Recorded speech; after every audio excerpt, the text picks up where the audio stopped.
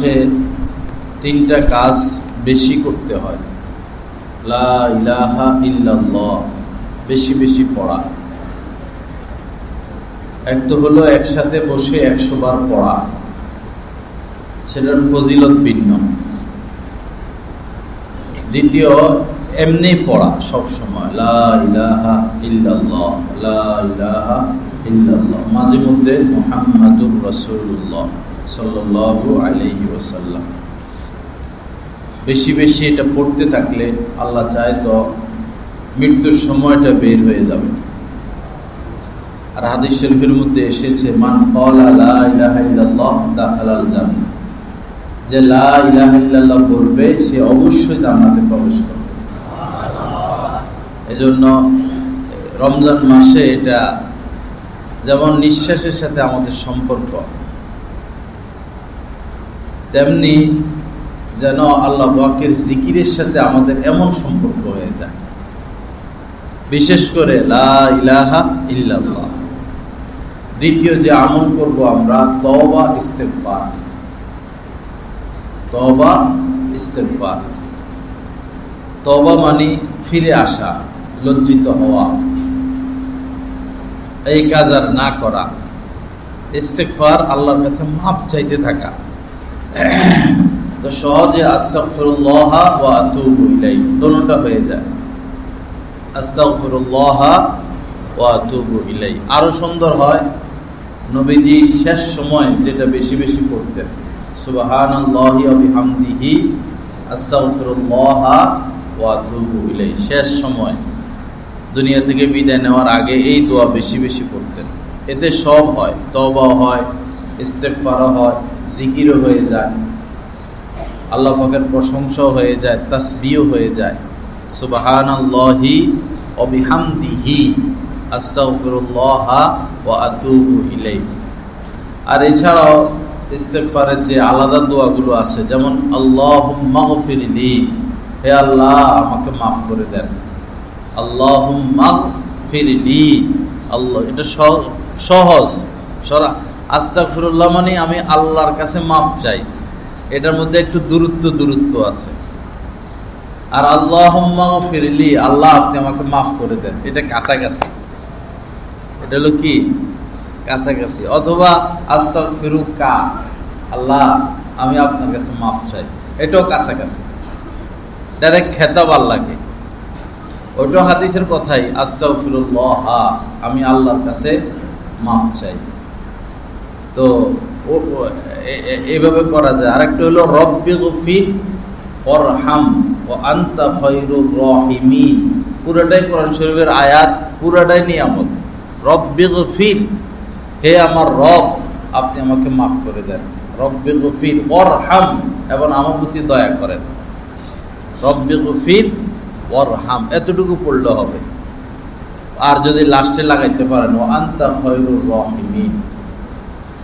এছাড়া যেটা আস্তাগফিরুল্লাহাল্লাযী লা ইলাহা ইল্লা হুয়াল হাইয়ুল কাইয়্যুম ওয়া আতুবু ইলাইহি, এটাও পড়া যায়। এটা পড়লেও তওবা হবে, ইস্তেগফার হবে। আর আরবি না পারলে বাংলাও যথেষ্ট। আল্লাহ মাফ করে দেন, আল্লাহ মাফ করে দেন, আল্লাহ মাফ করে দেন, আল্লাহ মাফ করে দেন, আল্লাহ মাফ করে দেন, এটা জপতেই থাকা। অপরাধের তো শেষ নাই, অপরাধের তো শেষ নাই, এখনো অপরাধের মধ্যে আছি। আল্লাহ মাফ করে দেন, আল্লাহ মাফ করে দেন। আল্লাহ আমাদেরকে তৌফিক দান করেন। 2 নাম্বার এটা। 3 নাম্বার হলো আল্লাহর কাছে জান্নাত চাওয়া এবং জাহান্নাম থেকে পানা চাওয়া। জান্নাত চাওয়া এবং জাহান্নাম থেকে পানা চাওয়া। আল্লাহু মুতাকাউ মিনান নার, এই মাসে বহু বহু জাহান্নামীকে আল্লাহ পাক মুক্ত করে দিবেন। মানে যাদের নামটা জাহান্নামী, এরকম আল্লাহু মুতাকাউ মিনান নার।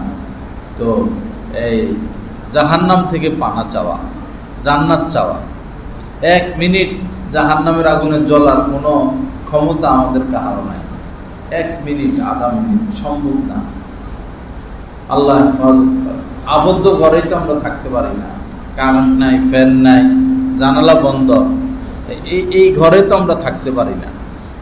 আগুনের ঘরে থাকার কল্পনা কিভাবে আমরা করতে পারি? যখনই গুনাহ করা হয় বা গুনার দিকে অগ্রসর হই, তখনই আগুনের কথা চিন্তা করা, সাপের কথা চিন্তা করা, বিচ্ছুর কথা চিন্তা করা, ক্ষুধার্ত থাকতে হবে জাহান্নামের মধ্যে, এগুলো চিন্তা করা। এগুলো চিন্তার দ্বারা পাপ থেকে বাঁচার রাস্তা সহজ হবে। শয়তান বলবে তওবা করে নিবা, এখন পাপটা করে ফেলো, পরে তওবা করে নিও। শয়তান বলবে, আপনি বলবেন তওবার সুযোগ যদি না পাই, তওবার সুযোগ যদি না পাই।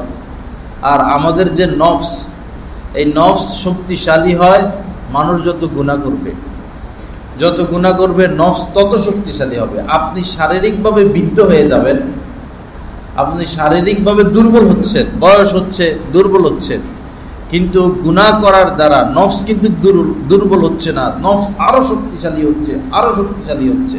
কয়েক হাজার যুবকের শক্তি রাখে নফস। যত গুনাহ করবেন, গুনাহ হচ্ছে তার খাদ্য, যত গুনাহ করবেন সে তত শক্তিশালী হবে। আর যত গুনাহ থেকে বেঁচে থাকবেন সে তত দুর্বল হবে, তত দুর্বল হবে, নিস্তেজ হয়ে যাবে। একদম মরবে না, নিস্তেজ হয়ে যাবে, শীতল হয়ে থাকবে, সে খানা পাচ্ছে না, সে ক্ষুধার্ত। ক্ষুধার্ত মানুষ তো নড়াচড়া করতে পারে না, পড়ে থাকে। তো গুনাহ না করতে না করতে না করতে আপনার নফস একদম দুর্বল হয়ে যাবে, তখন দেখবেন আর পাপ করতে মন চায় না। নফস দুর্বল মানেই পাপের আগ্রহ শেষ, পাপের চাহিদা শেষ। আল্লাহ আমাদেরকে তৌফিক দান করেন। আর রুহের খোরাক, দেহের খোরাক, দেহের খোরাক হলো খাদ্য খাবার, যেটা আমরা খাই, ভাত তরকারি মাছ গোশত, এটা খাইলে দেহ সতেজ হয়। আর রুহের খোরাক, রুহের খোরাক হলো জিক্রুল্লাহ। রুহের খোরাক কি? আল্লাহর জিকির। যত আল্লাহর জিকির করবেন তত আপনার রূহ তরুতাজা হবে, তত আল্লাহর সাথে আপনার সম্পর্ক বাড়বে। আর নফসের খোরাক হলো পাপ। যত পাপ করবেন তত সে শক্তিশালী হবে। পাপ ছেড়ে দিবেন, সে নিস্তেজ হয়ে যাবে। জিকির করবেন না, জিকির করবেন না, তা আপনার রূহ দুর্বল হতে থাকবে, আস্তে আস্তে আস্তে আস্তে আরো দুর্বল হয়ে যাবে। আল্লাহ আমাদেরকে তৌফিক দান করেন। আল্লাহ পাক আল্লাহর দিকে অগ্রসর হওয়ার তৌফিক দান করেন। তো জান্নাত বেশি বেশি চাওয়া এবং জাহান্নাম থেকে পানা চাওয়া, এটা এই দোয়ার মাধ্যমে করা যায়। আল্লাহুম্মা ইন্নী আসআলুকাল জান্নাতা, আল্লাহ আপনার কাছে, আল্লাহুম্মা ইন্নী আসআলুকা রিযাকা ওয়াল জান্নাহ, আল্লাহ আমি আপনার সন্তুষ্টি চাই এবং জান্নাত চাই। আল্লাহুম্মা, হে আল্লাহ, ইন্নী নিশ্চয়ই আমি, আসআলুকা আপনার কাছে চাই, রিযাকা আপনার সন্তুষ্টি, আপনার খুশি, ওয়াল জান্নাহ এবং জান্নাত, ওয়া আউযু বিকা মিনান নার এবং জাহান্নাম থেকে পানা চাই। এই দুয়ার মাধ্যমে এটা হয়। তিনটা আমল বেশি করা, লা ইলাহা ইল্লাল্লাহ, আরেকটা হলো তওবা ইস্তেগফার, আরেকটা হলো বেশি বেশি জান্নাত চাওয়া এবং জাহান্নাম থেকে পানা চাওয়া। আল্লাহ পাক সবাইকে তৌফিক দান করেন। ভাই, একটা মিনিট যেন নষ্ট না হয়, রমজান মাসে একটা মিনিট যেন নষ্ট না হয়। আপনি ভাবতে থাকবেন এই সময় শেষ, হয়তো আজকেই শেষ, আর পাবো না আখিরাত কামানোর সময়, এটা শুধু ভাবতে থাকবেন। আর প্রস্তুতি, আর প্রস্তুতি, এমন প্রস্তুত হয়ে থাকা যে আজকে যদি আমার মৃত্যু হয়ে যায়, আজকে যেন আমি সব হিসাব নিকাশ বুঝিয়ে দিতে পারি আল্লাহকে, আমার দুনিয়ার হিসাব নিকাশ ক্লিয়ার, লেনদেন ক্লিয়ার, আমি কেমন যেন মৃত্যুর জন্য প্রস্তুত, মারা গেলে কোনো ক্ষতি নেই, এমন সম্পর্ক আমার আল্লাহ পাকের সাথে, মারা গেলে কোনো ক্ষতি নেই, সোজা জান্নাত, এরকম প্রস্তুত হয়ে থাকা। আল্লাহর ওলিরা তো মরার জন্য প্রস্তুত হয়ে থাকে, আল্লাহর ওলিরা মৃত্যুর জন্য কি হয়ে থাকে? প্রস্তুত হয়ে থাকে, আগ্রহী, কবে মাহবুবের সাথে দেখা করবে। আপনি বিদেশে আছেন, 10 বছর, 15 বছর, 20 বছর, 30 বছর, সন্তান চোখে দেখেন না, মা চোখে দেখেন না, বাবা চোখে দেখেন না, স্ত্রীকে দেখেন না, নিজের এলাকা, নিজের দেশবাসী, আপনি কতটা আগ্রহী দেশে আসার জন্য। যখন আসার সময় হয়ে আসে তখন তো আরো পাগল হয়ে যায়, যখন ফ্লাইট নির্ধারণ হয় তখন তো আরো পাগল হয়ে যায়। আল্লাহওয়ালারা এরকম পাগল থাকেন, কখন আল্লাহর সাথে দেখা করবেন, কখন নিজের আসল ঘর বাড়িতে যাব। এটা তো আমার ঘর বাড়ি না, আমার ছেলে মেয়ের, আমার না, এই বাড়ি আমার না, এই দোকান আমার না, এই টাকা পয়সা আমার না, এই সম্পদ আমার না। আমার তিনটা জিনিস, আমার হলো তিনটা জিনিস যেটা আমি খেয়ে ফেলেছি, হজম হয়ে গেছে, খেয়ে ফেলেছি, হজম হয়ে গেছে, এটা আমার। যে পোশাক আমি পরিধান করে পুরান করে ফেলেছি সেটা আমার, আর আখিরাতে যেটা পাঠাইলাম সেটা আমার। আর সব হচ্ছে আওলাদের। আমার বাড়ি বলা ঠিক না, আমার গাড়ি বলা ঠিক না, আমার সম্পদ বলা ঠিক না, আমার কোথায় এগুলো? আমার না, আমার হলো জান্নাত। যে জান্নাত আল্লাহ তৈরি করে রাখছেন সেটা আমার, সেটা প্রস্তুত হয়ে গেছে। এজন্য আল্লাহ ওয়ালারা আসল সম্পদের জন্য দৌড়তে থাকেন। আমার ঘর বাড়িতে আমি কবে যাব? আমার জান্নাতে, চিরস্থায়ী জান্নাতে আমি কবে যাব? এটা তো অস্থায়ী। 100 বছর 200 বছর আগে এলাকায় কে ছিল? 300 বছর আগে তো বহু মানুষ বলতো এই বাড়ি আমার, এই জায়গা আমার। 200 বছর আগে ভৈরবে যারা কোটিপতি ছিল তারা এখন কোথায়? তাদের সম্পদ কোথায়? তাদের ব্যাংক ব্যালেন্স কোথায়? একটু ভাবি না, চিন্তা করি, বিভিন্ন ভাবে চিন্তা করি, তারা এখন কোথায়? তাদেরকে কে চিনে, কে জানে, কে সম্মান করে, কে ইজ্জত করে? তাদের সম্পদ কোথায়? আছে কি? নেক আমলটা, বদ আমলটা। সম্পদ রেখেই গেছে, সাথে আছে নেক আমল, বদ আমল। নেক আমল বেশি আরামে আছেন, বদ আমল বেশি শাস্তি ভোগ করতেছেন। কেন শাস্তি ভোগ করবো খামোখা? কি দরকার? খুশি খুশি কেউ জেলখানে যায়, খুশি খুশি যায় বলে যে আমারে ফাঁসি দেন। খুশি খুশি কেন আল্লাহর আযাব গজব আমরা গ্রহণ করব? কি হলো আমাদের?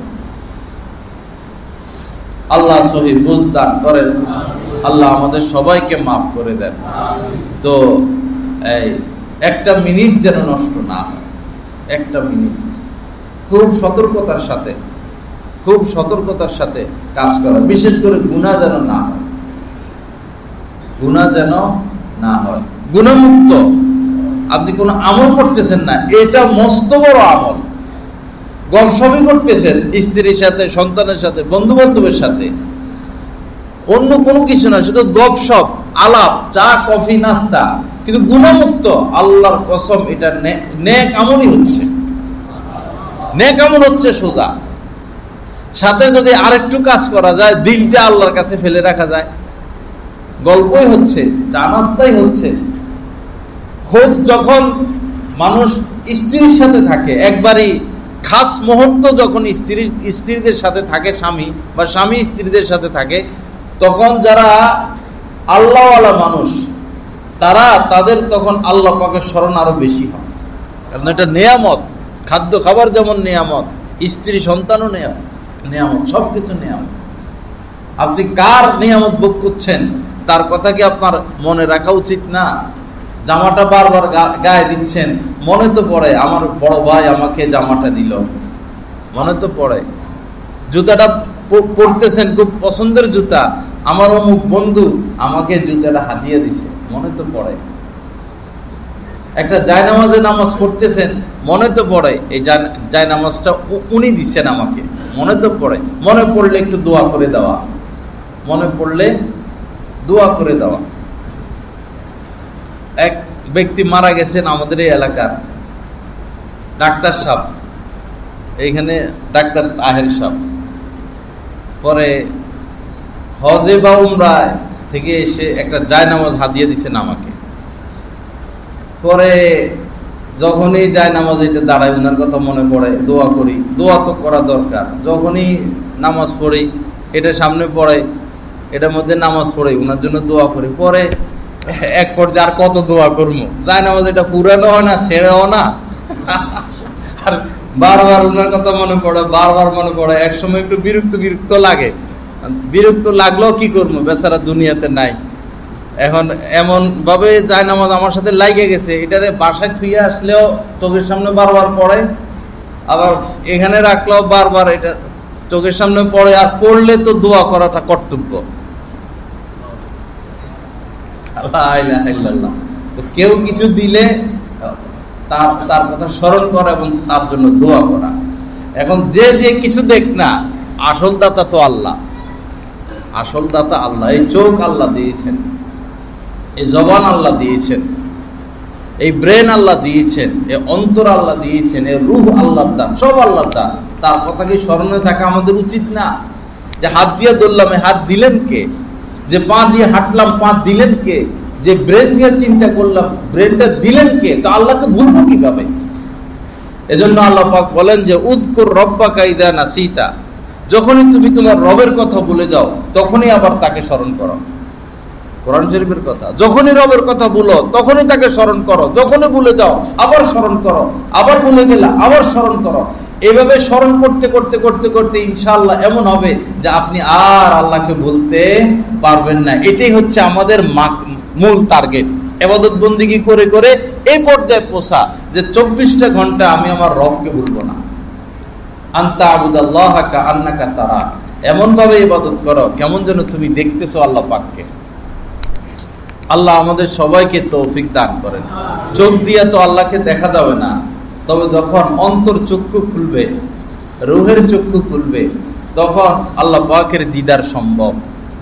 তখন আল্লাহ পাককে দেখা এই দুনিয়াতেই সম্ভব। আল্লাহ পাকের নূর দেখা, আল্লাহ পাকের তাজাল্লি দেখা। আল্লাহ ওয়ালারা আল্লাহ পাকের ঘ্রাণ পান, আল্লাহ পাকের ঘ্রাণ পান। সেজদায় গেলে আল্লাহ পাকের ঘ্রাণ পান, আল্লাহ পাকের নৈকট্য পান, আল্লাহ পাকের সাথে তাদের কথা হয়, কথোপকথন হয়, আল্লাহ পাক তাদেরকে আদর করেন, তারা সে আদর অনুভব করে। এটা হচ্ছে ভাই জীবনের মাকসাদ। আমরা তো নারিকেলের খোসা খাইয়া জীবন কাটাইয়া দিচ্ছি, বালু আর মাটি খাচ্ছি। নারিকেলের খোসা, ভাই খোসায় খাবো নারিকেল, এটার ভিতরে তো সাদা সাদা নারিকেল আছে, আবার পানিও আছে, আবার এক পর্যায়ে পানি শুকিয়ে নতুন আরেকটা ফল তৈরি হয় নারিকেলের ভিতরে, সেটা আরো মধুময়। সেটা কবে খাবো? নারিকেলের খোসায় খাইতেছি আমরা সবাই। আল্লাহ সহি বুঝ দান করেন। আসল মজা পাইলাম না ভাই, আসল মজা পাইলাম না, জিন্দিগির আসল মজা পাইলাম না, আসল স্বাদ পাইলাম না। কষ্টই পাচ্ছি স্ত্রীর পক্ষ থেকে, সন্তানের পক্ষ থেকে, বিভিন্ন ভাবে। এরপরেও যেখান থেকে কষ্ট পাচ্ছি কেমন যেন ওই দিকে আমরা অগ্রসর হচ্ছি। লা ইলাহা ইল্লাল্লাহ। আল্লাহ পাক আমাদের সবাইকে মাফ করে দেন, আল্লাহ পাক সহি বুঝ দান করেন। একদিন ইনশাআল্লাহ আমি আলোচনা করব রূহের কাজ কি। এগুলো তরিকতের লোক ছাড়া অন্যরা বুঝবো না। রূহের কাজ কি, কলবের কাজ কি, ব্রেনের কাজ কি। এবং আল্লাহ ওয়ালাদের রূহ দেহ থেকে বাইর হয় এবং আরশে আজিম পর্যন্ত পৌঁছে যায়। রূহটা দেহ থাকে জমিনেই, তারা চলে যায় আরশে আজিম। এবং যারা আল্লাহ ওয়ালা তাদের ইস্তেমা হয়, রূহে রূহে ইস্তেমা হয়। সেই ইস্তেমার সভাপতি থাকেন খোদ আল্লাহ পাক জাল্লা জালালুহু। প্রত্যেক শহর আল্লাহ পাক প্রত্যেক শহরে কুতুব রাখছেন, আবদাল রাখছেন। ওই কুতুব এবং আবদালদের মাধ্যমে, তারা মানুষ, কুতুব এবং আবদালদের মাধ্যমে আল্লাহ পাক এই সমাজে পৃথিবী পরিচালনা করেন। হযরত থানভী রহমাতুল্লাহ আলাইহিকে যখন মৃত্যুর হুমকি আসে এবং মারার প্রস্তুতি নেয় লোকজন, তখন আল্লাহ পাক একজন আবদাল ঠিক করে দিয়েছেন। ওনার খানকার সামনে একজন আবদাল সবসময় থাকতো, মানে একজন লোক থাকতো, এক এক সময় এক একজন থাকতো। সকাল থেকে বিকাল এক আবদাল, বিকাল থেকে সকাল এক আবদাল, এখানে মানুষই থাকতেন। হযরত থানভী রহমাতুল্লাহ আলাইহি বুঝতেন যে আল্লাহ পাকের পক্ষ থেকে উনি নিযুক্ত, কখনো কথাবার্তা বলতেন না, উনি ওনার কাজ করতেন। লা ইলাহা ইল্লাল্লাহ। আল্লাহ পাক আমাদের সবাইকে বুঝায় এবং আমল করার তৌফিক দান করেন। তো একটা মিনিট যেন সময় নষ্ট না হয়, একটা মিনিট এমন ভাবে অতিবাহিত হওয়া, বিশেষ করে গুনাহটা না করা, এটাই রোজার মাকসাদ। রোজার মাকসাদ না খেয়ে থাকা না।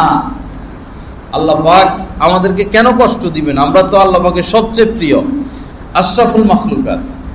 কষ্ট আল্লাহ পাকের দেওয়া উদ্দেশ্য না। এক সাহাবী বললেন, ইয়া রাসূলুল্লাহ, আমি এমন ভাবে রোজা রাখতে চাই একসাথে দুইটা। কষ্ট দেওয়া যে আল্লাহর উদ্দেশ্য না, সেজন্য বলতেছি। বললেন যে আমি একসাথে দুইটা রোজা রাখতে চাই। একসাথে দুইটা রোজা মানে হলো, যেমন আমরা ইফতার করব, একটা রোজা হইলো। তো সাহাবী বলতেছেন যে আমি ইফতার করব না, রাত্রেও কিছু খাবো না, সেহরিও খাবো না, এবং পরের দিনও না খেয়ে থাকবো। পরের দিন গিয়ে ইফতার করব, পরের দিন না খেয়ে থেকে সন্ধ্যা ইফতার করব। একসাথে দুইটা রোজা হবে। তো বললেন, ইয়া রাসূলুল্লাহ, আমি এই একসাথে 2টা রোজা রাখতে চাই। নবীজি বললেন, না, অনুমতি দেন নাই। এবং নিয়ম কি? ইফতারের সময় হইলে সাথে সাথে ইফতার করে ফেলা। ইফতারের সময় হইলেই সাথে সাথে ইফতার করে ফেলা। আপনি যদি এখন বুজুর্গি দেখান যে না, আমি আরেকটু অপেক্ষা করি, আরেকটু অপেক্ষা করি, আরেকটু অপেক্ষা করি, এসা যাক, 10টা যাক, 11টা যাক, সব বেশি পাবো না। মানার মধ্যে কামিয়াবি, মানতে হবে আপনার। আপনি নিজে কিছু আবিষ্কার করলে হবে না। মোজার উপরে মাসে করতে হয়, মোজার উপরে মাসে। আপনি যদি ভাবেন ময়লা লাগছে তো নিচে, চামড়ার মোজা, রেক্সিনের মোজা, চামড়া ময়লা লাগছে নিচে, আমি নিচে পরিষ্কার করি না। মাসে করার নিয়ম উপরে, আল্লাহর বিধানের গা মাসে করতে হয়, মুস্তাহাব। আপনি যদি মনে করেন আচ্ছা গলাটাও মাসে করি, মাকরু হয়ে যাবে। আমি মুসলিম, আত্মসমর্পণকারী, আল্লাহ আল্লাহ রাসূলের সামনে আত্মসমর্পণ করছি। কেমন? সেনাবাহিনী কমান্ড দেয় যে কুম, দাঁড়াও, বাস সবাই দাঁড়ায় যায়। মুজাহিদদেরকে এরকম ট্রেনিং করা, ইজলিস, বসে যাও, সব বসে যায়। চোখ বন্ধ করো, সব চোখ বন্ধ। ডানে তাকাও, সব ডানে তাকে আছে। যতক্ষণ অনুমতি না দিবে তখন এতক্ষণ কোন সৈনিক বামে তাকাবে না। সেনাবাহিনীর ট্রেনিং। আমরা আল্লাহর সৈনিক, এদিকে তাকাও, আমরা তাকাইতে বাধ্য। মায়ের দিকে তাকাও, কবুল হজের সওয়াব, সুবহানাল্লাহ। এই যে তোমার বাবি, খবরদার, জীবনে একবারও তাকাইতে পারবো না। তাকাবো না, আল্লাহর নির্দেশ। সেনাবাহিনী তার কমান্ডারের, সেনা প্রধানের হুকুম মানতে পারে, আমরা কেন আল্লাহর হুকুম মানতে পারি না? আমরা তো তার সৈনিক, আমরা তো আল্লাহর সৈনিক, কেন আমরা তার কমান্ড মানবো না? এইটা খাও, আম খাও, জাম খাও, কাঁঠাল খাও, কলা খাও, খাও, হারাম খাইও না। গরু গোশত খাও, মুরগের গোশত খাও, বকরির গোশত খাও, শুয়োরের গোশত খাইও না। খাবো না, কিছু মানে কিছু মানি না, এটা তো হবে না। তাহলে সেনাবাহিনীর চাকরি তো থাকে না, কমান্ডারের কথা না মানলে চাকরি থাকে না। হিটলার এমন সেনাবাহিনী তৈরি করছিল, কেউ এসে বললো যে আপনি সারা পৃথিবী দখল করবেন, কেমন শক্তি সঞ্চয় করছেন? চলেন, 20-22 তালা হবে সম্ভবত, বা অনেক উপরে, 10 তালা এরকম বিল্ডিং এর উপরে সৈনিক, যে প্লেট মারে না, মিনসার মিন কি যে করে, পরে একবারে ছাদ বরাবর দিয়ে দিছে যে প্লেট মারে মারে সামনে যাও। পরে হইলো ছাদ, পরে হইলো শেষ 10 তালা থেকে নিচে। এক এক সৈন্য যাইতেছে, প্লেট মারতে মারতে নিচে পড়তেছে, ঠাস করে নিচে পড়ে, ঠাস করে মরে, ঠাস করে নিচে পড়ে, ঠাস করে মরে। যুদ্ধ না, এমন ভাবে তৈরি করছে, যাইতেছে আর ঠাস ঠাস করে পড়তেছে আর মরতেছে। নিশ্চিত জানে, পিছনের সৈনিক জানে নিশ্চিত আমি 20 তালা থেকে মারা যাব পড়লে, নিশ্চিত জানে। এরপরও কমান্ডারের কমান্ড, কিছুই করার নাই, ঠাস ঠাস করে পড়তেছে আর মরতেছে। পরে বললো, বুঝছি বুঝছি, আপনি পারবেন, সারা পৃথিবী দখল করতে পারবেন, আপনার দ্বারা সম্ভব, আর মারার দরকার নাই সৈনিক। আমরা তো আল্লাহকে এরকম মানতে পারলাম না। এটা তো দুনিয়ার একটা চাকরি। আল্লাহ পাক সহি বুঝ দান করেন। আল্লাহ পাক আমাদেরকে আখিরাতের দিকে অগ্রসর হওয়ার তৌফিক দান করেন। যাই হোক বাবা, প্রথম রমজান হযরত আবু হুরায়রা রাদিয়াল্লাহু তাআলা আনহু থেকে বর্ণিত, নবীজি বলেন যে রমজান উপলক্ষে আমার উম্মতকে এমন 5টি বিষয়, বিশেষ মর্যাদা আল্লাহ পাক দিয়েছেন, যেটা অন্য কোনো উম্মতকে দেওয়া হয় নাই। বিশেষ 5টি মর্যাদা, যেমন খলুফু ফামিস সাইমি আতিয়াবু ইনদাল্লাহি মিন রিহিল মিস্ক। রোজাদারের সব কিছু আল্লাহর কাছে ভালো লাগে। ঘুমায় রয়েছে, আল্লাহর কাছে ভালো লাগে। ওযু করতেছে, আল্লাহর কাছে ভালো লাগে। গোসল করতেছে, আল্লাহর কাছে ভালো লাগে। রোজাদার হাসতেছে, আল্লাহর কাছে ভালো লাগে। চুপ করে বসে আছে, আল্লাহর কাছে ভালো লাগে। জিকির করতেছে, তাও আল্লাহর কাছে ভালো লাগে। রোজাদার ব্যক্তি আল্লাহর কাছে এরকম প্রিয়, হাত্তাকে নবীজি বলেন খলুফু ফামিস সাইমি, রোজাদারের মুখের যে গন্ধ, বিকেল বেলার দিকে একটু গন্ধ গন্ধ আসে, তো এটাও আল্লাহ পাকের কাছে অপছন্দের নয়, বরং মেশকে আম্বরের চেয়েও প্রিয়। খলুফু ফামিস সাইমি আতিয়াবু ইনদাল্লাহি মিন রিহিল মিস্ক, মেশকে আম্বরের ঘ্রাণের চেয়েও রোজাদারের মুখের গন্ধ আল্লাহ পাকের কাছে প্রিয়। এটা বোঝানোর উদ্দেশ্য যে রোজাদারের সবকিছু আল্লাহর কাছে ভালো লাগে। আল্লাহ আমাদেরকে কবুল করেন। দ্বিতীয় যে পুরস্কার সেটা হলো ওয়াতাস্তাগফিরু লাহুমুল মালায়েকাতু হাত্তা ইফতিরু, ইফতার করার আগ পর্যন্ত ফেরেশতারা দলবদ্ধভাবে রোজাদারদের জন্য আল্লাহর কাছে মাফ চাইতে থাকে। আল্লাহ রোজাদারদেরকে মাফ করে দেন, আল্লাহ রোজাদারদেরকে মাফ করে দেন। এখানে একটা বুঝার বিষয়, ফেরেশতারা আল্লাহর হুকুম ছাড়া কিছু করে না, আল্লাহর হুকুমের বাহিরে ফেরেশতারা কিছু করতেই পারে না। তো ফেরেশতারা যে আমাদের জন্য আল্লাহর কাছে মাফ চায়, এই অনুমতি এবং এই ব্যবস্থা কার ইশারায়? আল্লাহর ইশারা।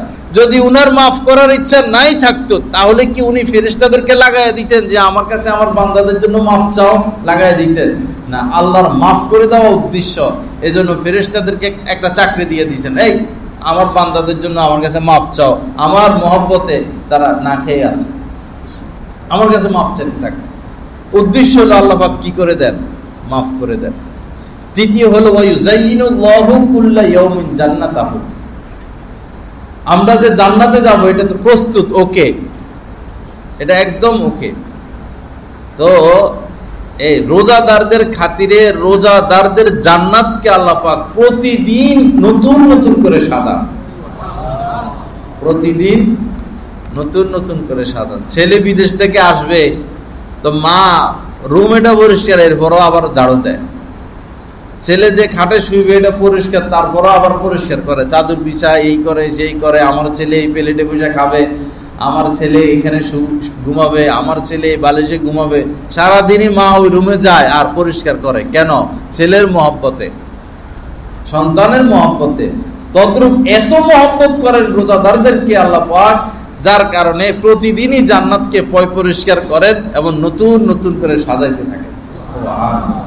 ওয়ায়ুযায়্যিনুল্লাহু কুল্লা ইয়াউমিন জান্নাতাহু।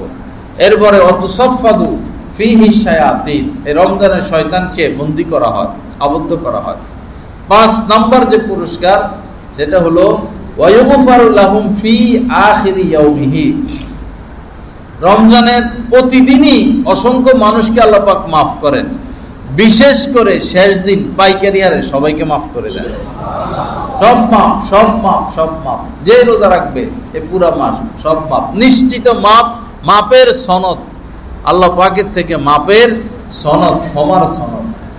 আল্লাহ পাক আমাদেরকে তৌফিক দান করেন, আল্লাহর থেকে ক্ষমার সনদ নেওয়ার তৌফিক দান করেন। এজন্য বাবা কষ্ট হলেও রোজাগুলো রাখা এবং এই তারাবি না ছাড়া।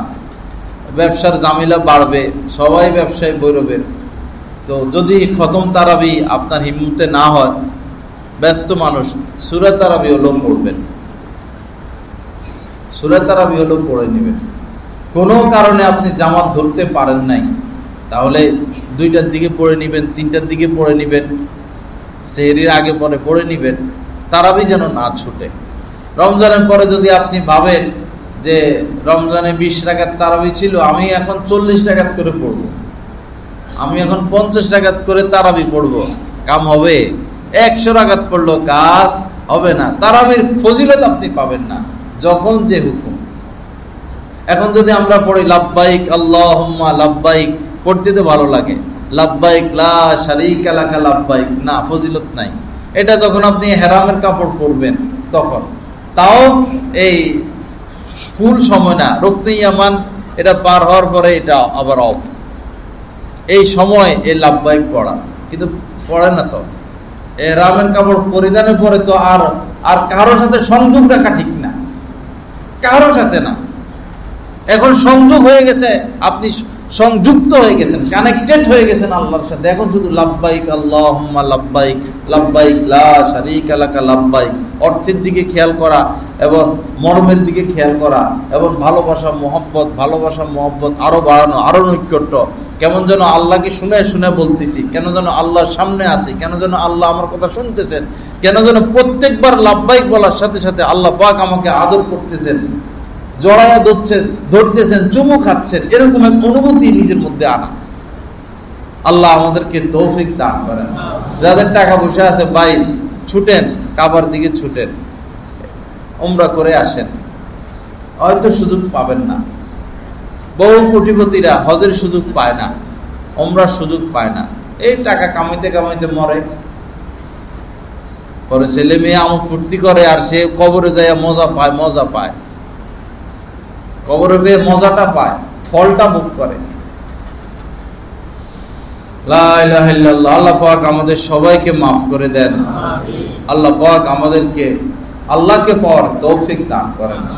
হাদিস শরীফের মধ্যে এসেছে যে কোনো নেক আমলি আল্লাহ পাক 10 গুণ থেকে 700 গুণ পর্যন্ত সওয়াব তাকে দান করেন। নেক আমল একটা, সওয়াব পাবেন একটা, আল্লাহর কাছে এক নাই। 10 থেকে 700 গুণ পর্যন্ত দেন আপনার ইখলাসের হিসাবে। কিন্তু রোজার ক্ষেত্রে আল্লাহ পাক বলেন ফা ইন্নাহু লি, এই রোজা আমার বান্দা শুধু আমার জন্যই রাখে। ফা ইন্নাহু লি ওয়া আনা আজজি বি, আর এটার প্রতিদান আমি নিজ হাতে তাকে দান করব। রোজার প্রতিদান আমি তাকে নিজ হাতে দান করব। বাবা, কাতরতা না দেখানো। কাতরতা, অনেকে আছে কাতরতা দেখায়, মানে খুব কষ্ট হচ্ছে বা আমি রোজা রাখতেছি, এরকম ভাবসাব না দেখানো। রোজা তো এটা উপকার আপনার জন্য, আপনার শরীরের জন্য উপকার, কল্পের জন্য উপকার।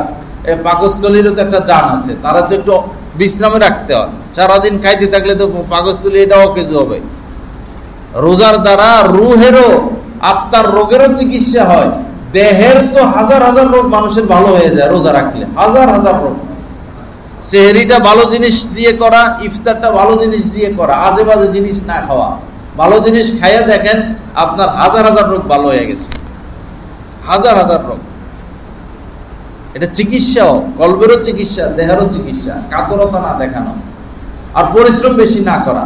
রমজানে পরিশ্রম কমাইয়া দেওয়া, পরিশ্রম বেশি না করা। নিজের স্টাফ কর্মচারীদেরও কষ্ট কমাইয়া দেওয়া, আল্লাহর সন্তুষ্টির আশায় কাজ কমাইয়া দেওয়া। দৌড়াদৌড়ি, ছুটাছুটি রমজান মাসে না করা। আপনি কাতর হয়ে যাবেন, পরে রোজা রাখতে অনীহা আসবে, পরে হয়তো রোজাই রাখবেন না। এরকম যেন নয়, স্বাভাবিক থাকা। 11 মাস তো ছুটলামই, দৌড়াদৌড়ি করলামই এই ময়লার পিছনে, টাকার পিছনে। আর কত? 1 মাস আখিরাতের পিছনে ছুটি, আল্লাহর পিছনে ছুটি, আল্লাহকে খুঁজি, আল্লাহকে তালাশ করি। আল্লাহ আমাদের সবাইকে তৌফিক দান করেন, আল্লাহর ওলি হওয়ার তৌফিক দান করেন। তো বাবা, রোজা হচ্ছে আল্লাহর ওলি হওয়ার মাস, আল্লাহর ওলি হওয়ার মাস। এই মাসে যদি আল্লাহর ওলি না হই আর কবে হবে? এখন শয়তান বাধা। রহমতের সকল দরজা খোলা, ফুতিহাত আবওয়াবুর রহমা। রহমতের সকল দরজা খোলা, জাহান্নামের দরজা বন্ধ, জান্নাতের দরজা খোলা, আসমানের সকল দরজা খোলা, রহমতের সকল দরজা খোলা। এখন যদি কোন আল্লাহ ওয়ালার সোহবতে একটু যাই, একটু টাচটা লাগাই, বস আমরাও আল্লাহর ওলি হয়ে গেলাম। আপনি চেরাগ কিনলেন, চেরাগও ভালো, সুতলিটাও নতুন, কেরোসিন তেলও আছে, সব আছে, শুধু আগুনটা ধরে না। ওই আগুনটাই আরেকটা চেরাগের সোহবতে গেলে হইলো। ম্যাচের সোহবত হোক, গ্যাসের চুলার সোহবতে হোক, আরেকটা চেরাগ জ্বলতেছে পাশে, শুধু আপনি সোহবতটা নিবেন, ওই চেরাগের সুতলির সাথে আপনার সুতলিটা লাগাই দিবেন, বস আপনার চেরাগও আগুন চলে আসবে। ওই ব্যাপারটাই এই, আপনি আমল করতেছেন, আপনার সব ঠিক আছে, কিন্তু কোন আল্লাহর ওলির সোহবত না পাইলে আপনি তো ওলি নিতে পারবেন না ভাই। ওলি হওয়ার কোনো রাস্তাই নাই কোন ওলির সোহবত ব্যতীত। সিস্টেমই রাখছেন আল্লাহ পাকের উপর, না হলে তো আল্লাহ ডাইরেক্ট কোরআন নাযিল করতে পারতেন। এত নবী রাসূল পাঠাইছেন কেন? তাও কিতাব তো 104 খানা, নবী তো লক্ষ লক্ষ, কিতাবও পাঠাইছেন, রিজালুল্লাহ পাঠিয়েছেন। লা ইলাহা ইল্লাল্লাহ। আল্লাহ পাক সহিহ বুঝ দান করেন।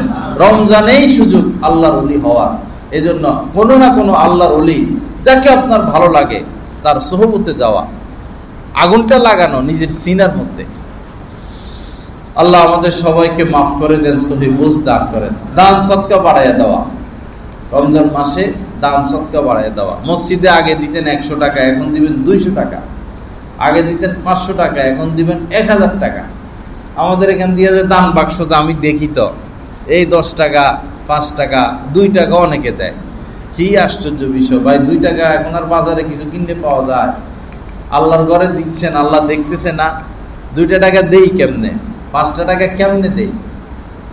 এই নয় যে অভাব অনটন, কোনো অভাব নাই, কোনো মানুষের অভাব নাই। দিন দিন আরো মানুষ খুব ভালো খাচ্ছে, ভালো আছে, ভালো চলতেছে। আগের জামানা অভাব ছিল, এখন অভাব হলো মনে, আসলে কোনো অভাব নাই। এখন দান সদকা বাড়ায় দেওয়া, জিকির বাড়ায় দেওয়া, কোরআন নাজিল মাস, কোরআন তেলাওয়াত করা, অবশ্যই কোরআন নিয়ে বসা, পড়তে না পারলেও কোরআন নিয়ে বসবেন। সূরা ফাতিহা তো পারেন, এই আলহামদু সূরাটা পড়বেন, আলাম তারাটা পড়বেন, যেটা পারেন এটা বারবার পড়বেন। তাহলে কি হবে, কোরআনের বরকতটা পাবেন। দেখবেন কি মজা, কি স্বাদ কোরআনটা নিয়ে বসলে।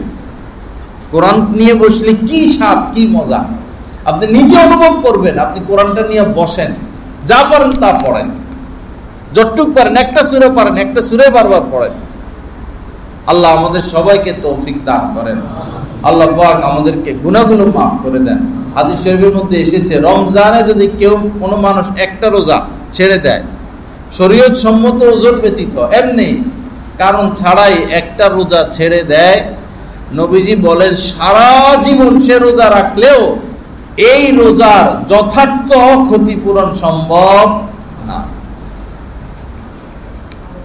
একটা রোজা যদি কেউ ছেড়ে দেয়, সারা জীবন রোজা রাখলেও যথাযথ ক্ষতিপূরণ সম্ভব না। রোজা এত গুরুত্বপূর্ণ বিষয়, কোনোভাবেই যেন রোজা না ছুটে। সেহরি খাইতে পারলেন না, অসুবিধা নাই তো। অনেকে বলে সেহরি খাইতে পারি নাই, তো না পারলে কি হয়েছে? না পারলে কি হয়েছে? আজকে খাইতে পারেন না, কালকে খাবেন, একটু কষ্ট করলেন, আজকে প্রয়োজনে বিশ্রাম করলেন, আরাম করলেন। লা ইলাহা ইল্লাল্লাহ। আল্লাহ পাক আমাদের সবাইকে মাফ করে দেন।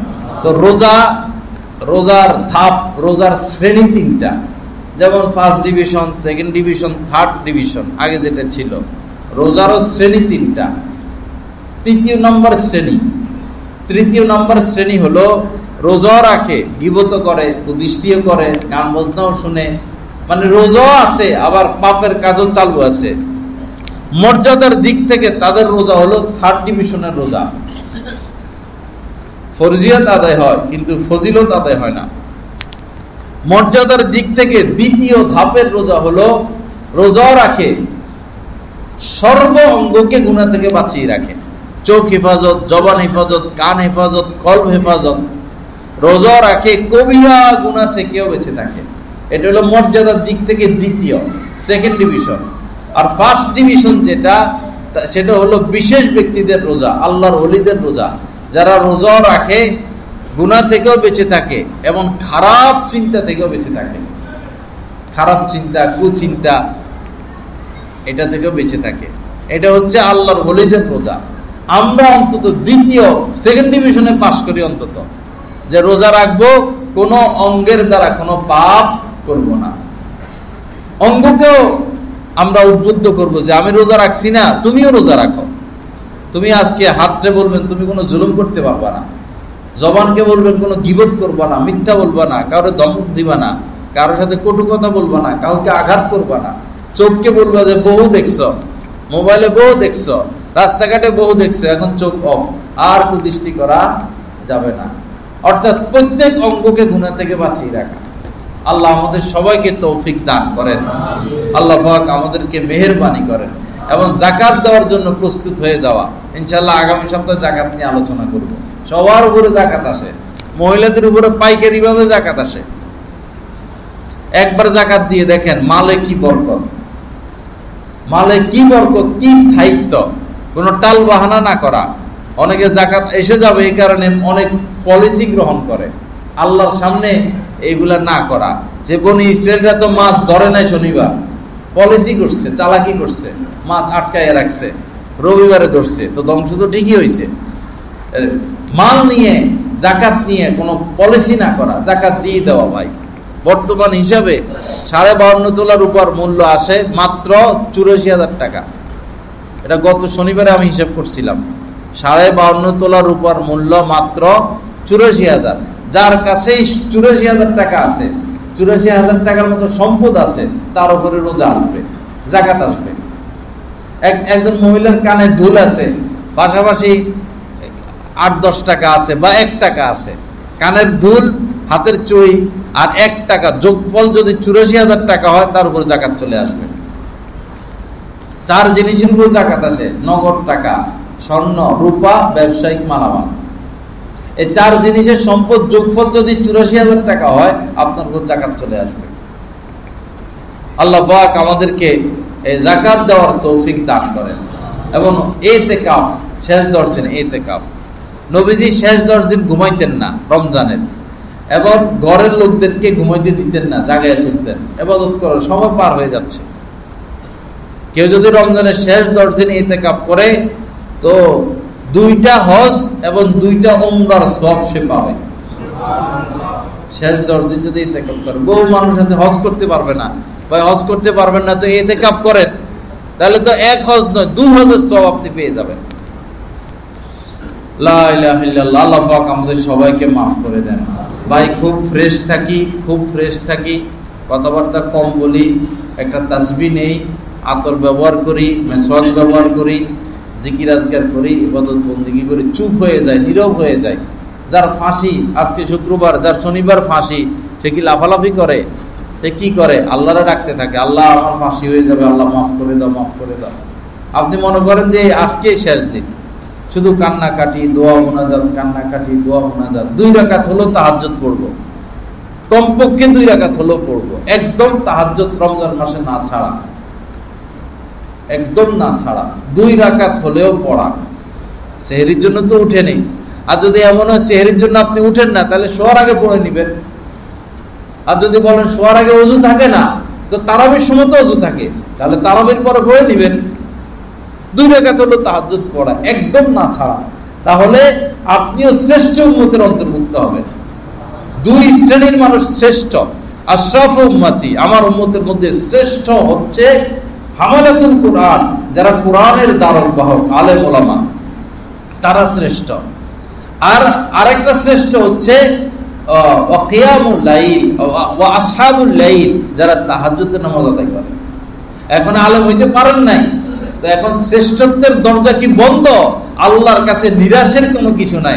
আরেকটা রাস্তা খুলে দিয়েছেন, যাও তাহাজ্জুদ পড়ো, তাহাজ্জুদ পড়ো, তুমিও আলেম ওলামার মতোই শ্রেষ্ঠ। তবে আমার অহংকার না দেখানো। আয়েশা সকালে বলবেন যে চোখ ডলবেন, কি হয়েছে ভাই চোখ ডলেন কেন? ও আজকে বেশি রাত্রে উঠে গেছি তো চোখটা জ্বলতেছে, এগুলো কয় আজকে শেষ রাত্রে যে বৃষ্টি হয়েছে দেখছেন? কয় না, আমি তো শেষ রাত্রে উঠি না, আমার তো উঠার অভ্যাস আছে, দেখছি বৃষ্টি হয়, বুঝে আর কি আমি তাহাজ্জুদ পড়ি। এগুলো শয়তানি কথাবার্তা। আর আরেক পক্ষ বাইরে হাইটে হাইটে আমি নবীকে স্বপ্ন দেখছি, আমি একবার স্বপ্ন দেখছি, 2বার স্বপ্ন দেখছি, এগুলা কয়। ভাই আপনি রাসূলকে স্বপ্ন দেখছেন, এটা বলার কি দরকার? এটা গোপনের না ব্যাপার। বলতে গেছেন মানে আপনার ভিতরে শয়তানি আছে, আপনার উদ্দেশ্য খারাপ, মতলব খারাপ। যত নেকামল মানুষ করুক না কেন, এটা গোপন করতে হবে। প্রকাশ করলেন তো আপনি ফলাফল পেয়ে গেলেন, আখিরাতে আর কিছু পাবেন না। গোপন করবেন, গোপন করবেন, গোপন করবেন। লা ইলাহা ইল্লাল্লাহ। আল্লাহ পাক আমাদের সবাইকে মাফ করে দেন, সহিহ বুঝ দান করেন। আল্লাহ আমাদের মনটাকে নরম করেন। বাবা একটু কান্নার চেষ্টা করবেন ভাই, একটু কান্না। রমজান মাসে চোখে পানি আসবে, আপনি চেষ্টা করেন রাত্রে উঠে একটু কাঁদেন। ওযু লাগবে না, নামাজও লাগবে না, কান্নার জন্য, দোয়া মুনাজাতের জন্য এক শর্ত নাই, শর্ত ছাড়া আপনি হাতটা উঠান না রাত গভীরে। আল্লাহ কত পাপ করছে আর কত করবো? আল্লাহ নিজের তো শেষ করে দিচ্ছি পাপ করে, নিজের উপর জুলুম করতেছি। আল্লাহ আল্লাহ এত অপরাধ করছে, এরপরে তুমি আমাকে সুস্থ রাখছো, স্ত্রী দিছ, সন্তান দিছ, স্বাধীন রাষ্ট্রের নাগরিক বানিয়েছ, মুসলিম দেশে আমার জন্ম। আল্লাহ আমাকে মাফ করে দাও। নিয়ামত গুলা স্মরণ করবেন, কি কি নিয়ামত দিছেন আল্লাহ পাক আপনাকে, আপনি তো জানেন। এগুলো বলবেন বলবেন বলবেন বলবেন, বলে বলে আল্লাহর কাছে মাফ চাইবেন। আল্লাহ মাফও করে দাও, তোমার মহব্বতও দাও, তোমার মারেফাতও দাও, তোমার নৈকট্যও দাও, আমাকে একটু কান্নার তৌফিক দাও। কান্নার চেষ্টা করবেন ভাই। এক ফোঁটাও যদি চোখে পানি আসে বাস, আর কাউকে না বলেন, কাউকে না জানান, আপনি জানেন আপনার চোখে পানি আসছে, তাহলে আরশের নিচে ছায়া পেয়ে যাবেন, আরশের নিচে ছায়া পেয়ে যাবেন। কেউ কাউকে বলা যাবে না, স্ত্রী কেউ না। লা ইলাহা ইল্লাল্লাহ। আল্লাহ পাক আমাদের সবাইকে মাফ করে দেন, সহিহ বুঝ দান করেন। আগামীকাল শনিবার মহিলাদের উদ্দেশ্যে বয়ান হবে এই খন্দকার টাওয়ারে। না না না, বাদশাহ মেয়ের বাড়িতে 12টা থেকে, দুপুর 12টা থেকে মহিলাদের উদ্দেশ্যে বয়ান হবে অ্যাপেক্সের অপোজিটে এখানে। আর রবিবার থেকে তাফসীর হবে লক্ষ্মীপুর কি যেন মসজিদের নাম, হযরত বেলাল রাদিয়াল্লাহু তাআলা মসজিদে তাফসীর হবে 3 দিন, রবিবার, সোমবার, মঙ্গলবার।